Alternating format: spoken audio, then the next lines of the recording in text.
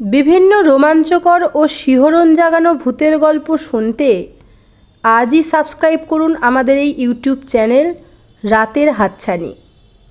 নমস্কার, আপনি শুনছেন রাতের হাতছানি। আমি দেবলীনা আছি আপনার সাথে। আজ আবারও একটি ভৌতিক গল্প নিয়ে আমরা হাজির হয়েছি আপনাদের সামনে। গা ছমছমে ভূতের গল্প যদি আপনাদের ভালো লাগে, আমাদের কাজ যদি আপনাদের ভালো লাগে, তাহলে প্লিজ সাবস্ক্রাইব করে আমাদের পাশে থাকুন। আপনাদের সহযোগিতা আমাদের কাজের অনুপ্রেরণা। চলুন শুরু করা যাক আজকের গল্প। জীবন্ত পুতুল।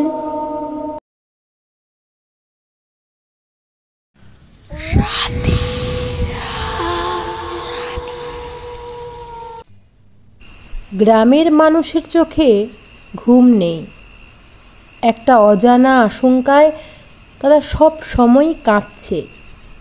জীবন নিয়ে ছিনিমিনি, কখন যে কি হয় কিছুই বলা যায় না। সেদিনটা গোটাই কেটে গেছে ঝড় বৃষ্টিতে। রাতও অনেক হয়েছে।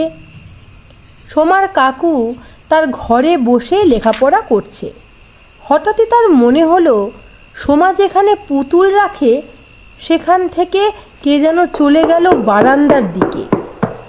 চোখের ভুল মনে করে আবার পড়ায় মন দিল, কিন্তু তার মনে হলো বারান্দার দিক থেকে বাড়ির ভেতরে নিশ্চয়ই কেউ এসেছিল, সুতরাং দেখতেই হয়। পড়া ছেড়ে উঠে গেল সোমার কাকু।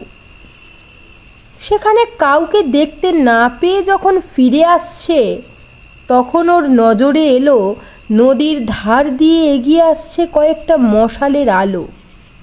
খুব ভয় পেয়ে গেল সোমার কাকু। নিশ্চয়ই খান সেনারা টের পেয়েছে তাদের গ্রামে মুক্তিযোদ্ধারা লুকিয়ে আছে।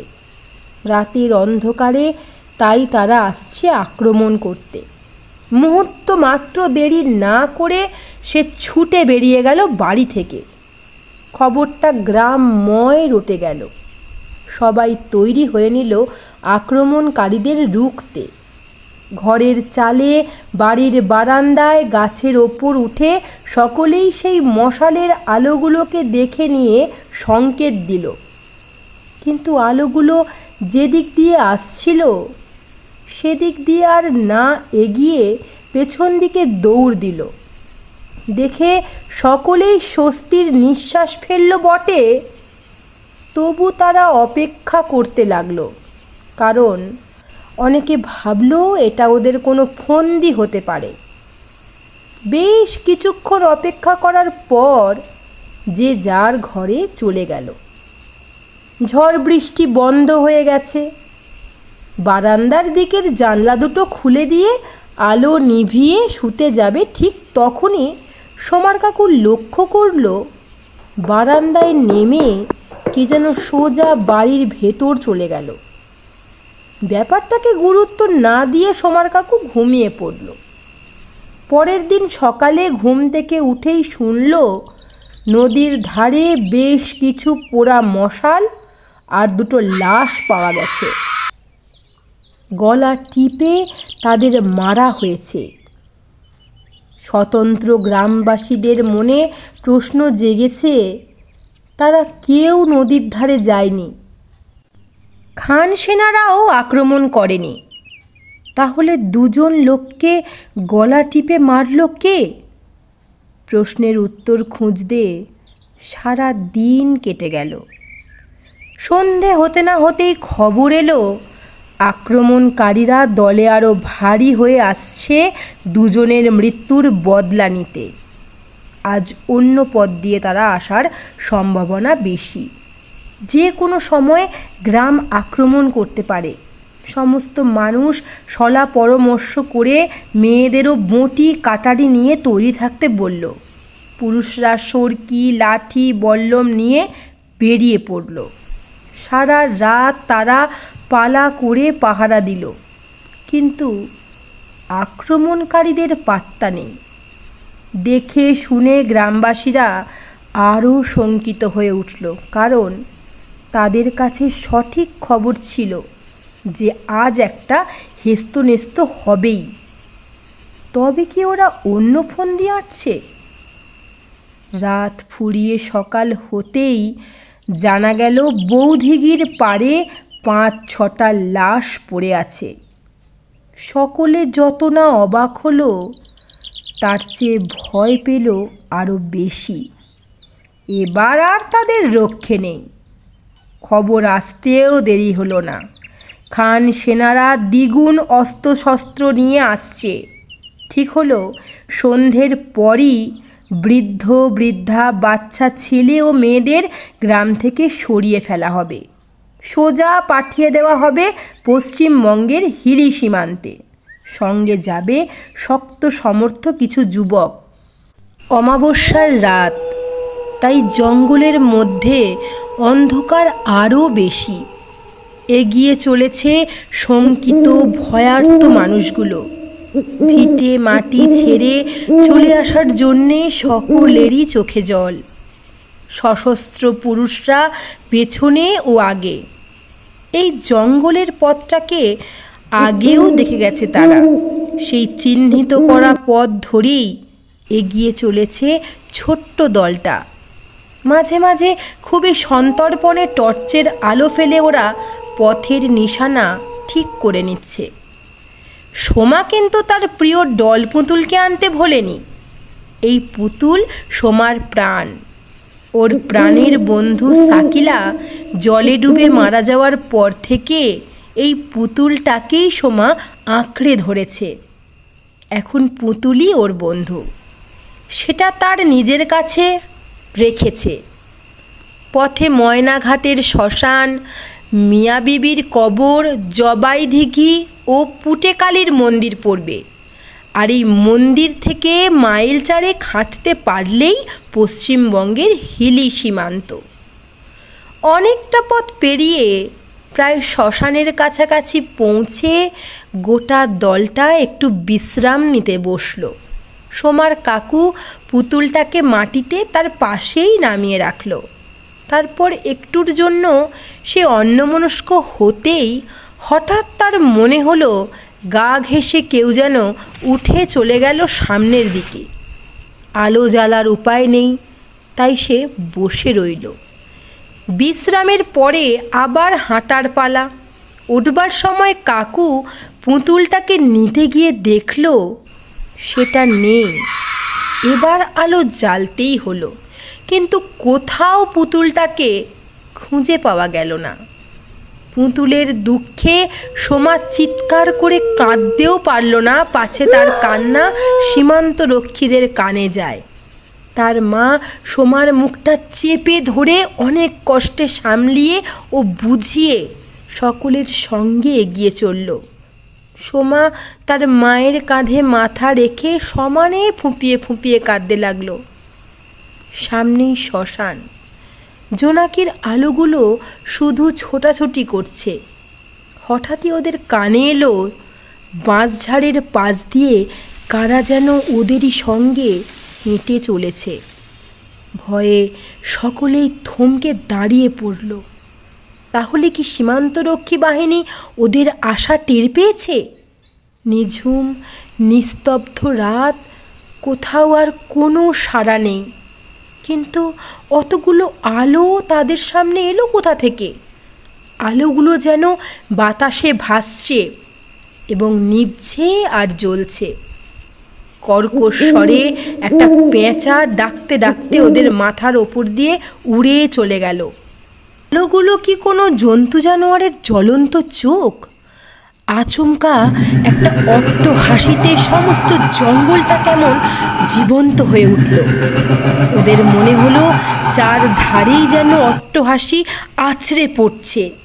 ছোট্ট দলটার কারোর মধ্যে যেন প্রাণ নেই। এক অস্বাভাবিক স্তব্ধতা গ্রাস করেছে সবাইকে। অন্ধকারের মধ্যে সেই আলোগুলো ক্রমশ এগিয়ে আসছে তাদের দিকে। সোমা তার মাকে আঁকড়ে ধরে মা বলে চিৎকার করে উঠতেই সোমার কাকু মরিয়া হয়ে টর্চ জ্বেলে ফেলল। সবাই দেখল কতগুলো ছায়ামূর্তি হাওয়ায় দোল খাচ্ছে। আর তাদের চোখগুলো বীভৎসভাবে জ্বলছে। ভূত, প্রেত, দৈত্য কি দানব বোঝার উপায় নেই। ওরা এগিয়ে আসছে। চলৎ শক্তিহীন কতগুলো মানুষ চেয়ে আছে অসহায় চোখে। হঠাৎ একটা মিষ্টি হাসির শব্দে সম্বিত ফিরল সকলে। এ হাসির মধ্যে তো ভয়ের কোনো লক্ষণ নেই। কে হাসছে এমন করে? অদৃশ্য কারুর কণ্ঠস্বর ভেসে এলো, কোনো ভয় নেই, এগিয়ে যাও।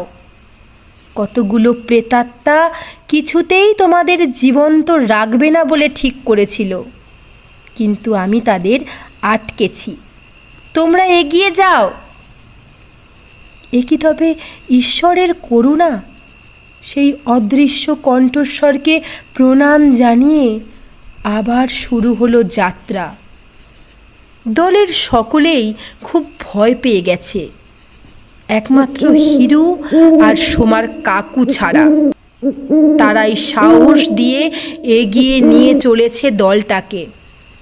নির্বিঘ্নে মিয়া বিবির কবরস্থান পেরিয়ে জবাই দিঘির কাছে পৌঁছে কয়েক পা এগোতেই একটা দমকা হাওয়ায় ওরা ছিটকে পড়ল জঙ্গলের মধ্যে। হাওয়াটা যেন ওদের উড়িয়ে নিয়ে যেতে চায়। একটা চাপা আর্তনাদ এবং সেই সঙ্গে বাঁচাও বাঁচাও বলে করুণ আবেদন আছড়ে পড়ল এদের চারপাশে। কেউ কোথাও নেই, গাছের পাতাও নড়ছে না।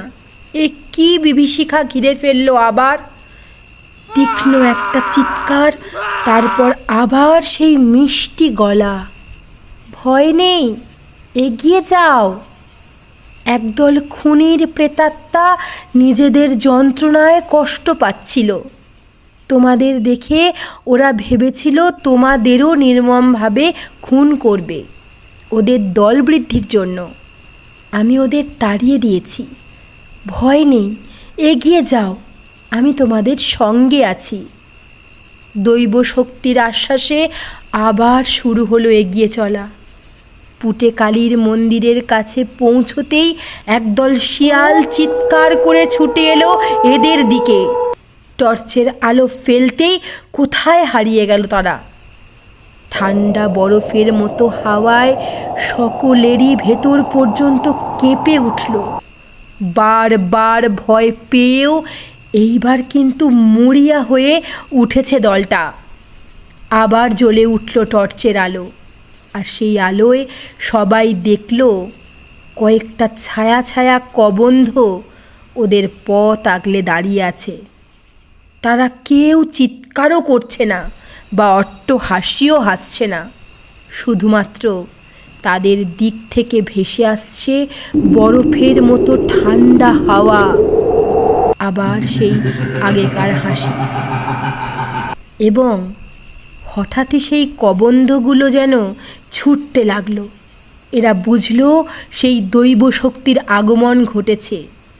ওরা আবার চলতে শুরু করলো সীমান্তের দিকে। মায়ের কাঁধে মাথা রেখে সোমা বলে উঠল, মা, আমার সেই পুতুলটাকে আমরা কি আর ফিরে পাবো না? মা কিছু বলার আগেই কে যেন খুব কাছ থেকেই বলে উঠল, শাকিলাকে আর খুঁজে পাবে না। সোমা বলল, শাকিলা, তুই কোথায় রে? আমি তোদের সঙ্গেই আছি। নদীতে ডুবে গিয়ে মারা গিয়েছিলাম। নদীর ধারেই থাকতাম একদল প্রেতাত্মার সঙ্গে। একদিন দেখলাম তুই একটা পুতুল কিনে নদীর ধার দিয়ে তোর কাকুর সঙ্গে ফিরছিস। বুঝলাম মেলা থেকে পুতুলটা কিনেছিস। তোকে তো আমি খুব ভালোবাসতাম, তাই ইচ্ছে হলো তোর কাছে যাই, তোর কাছে থাকি। অন্য প্রেতাত্মাদের কাছ থেকে অনুমতি নিয়ে আমি সেই পুতুলের মধ্যে ঢুকে পড়লাম। তোদের গ্রাম যত বাড়ি আক্রমণ হবে জেনেছি, তত বাড়ি আমি পুতুল থেকে বেরিয়ে নদীর ধারে অন্য প্রেতাত্মাদের সঙ্গে নিয়ে আক্রমণকারীদের মেরেছি। নদীর ধারে বা দিঘির পাড়ে যারা মরেছে, আমরাই তাদের মেরেছিলাম, নইলে তোরা কেউ বাঁচতিস না। রাত শেষ হয়ে আসছে, তাড়াতাড়ি এগিয়ে যা, আমি এখন চলি। দূরের সূর্যটা তখনও লাল আবিরের রং আকাশে ছড়ায়নি। পুটেকালীর মন্দির ছাড়িয়ে আরও 4 মাইল পথ পেরিয়ে ক্লান্ত ক্ষতবিক্ষত দলটা দূরে হিলি সীমান্তের কাঁটা তারের বেড়াটা দেখতে পেল। আনন্দে সবাই চিৎকার করে উঠল, আমরা পৌঁছে গেছি, ওই তো সামনে দেখা যাচ্ছে সীমান্ত, চলো সবাই তাড়াতাড়ি এগিয়ে চলো। গোটা দলটা শাকিলার ভালোবাসার শক্তি নিয়ে হিলি সীমান্তের কাঁটাতার পেরিয়ে অর্ধমৃত অবস্থায় যখন পশ্চিমবঙ্গের মাটিতে পা রাখল, তখন প্রিয় বান্ধবী ও প্রিয় পুতুলের শোকে কেঁদে উঠে সোমা মাকে জড়িয়ে ধরল। আকাশের দিকে তাকিয়ে দেখল দূর থেকে আরও দূরে হারিয়ে যাচ্ছে তার প্রিয় পুতুলটা। মানুষ যতদিন থাকবে, ভূতের অস্তিত্ব ততদিন থাকবে। আমরা ভয় পেতে ভালোবাসি, সেজন্য অলৌকিক কাহিনীর সৃষ্টি হয়েছে।